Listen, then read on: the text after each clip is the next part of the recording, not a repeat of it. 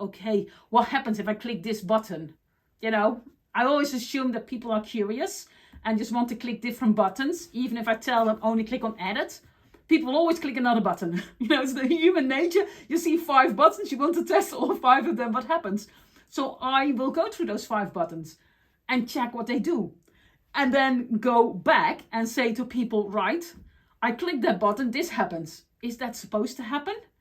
Then what do we do then? So, and that's why always also building training takes a long time, because I literally go into fresh head and start clicking every single button.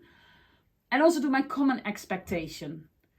Like we all know that normally in a standard org, say a Trailblazer org, you go in, you go to account, you click edit, you get a pop-up screen, you do all the fields, and then click save.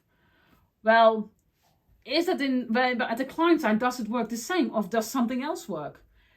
Are there differences between different people? Because you as an admin, we know, we are always say we're God of the system, we can do everything, access all areas.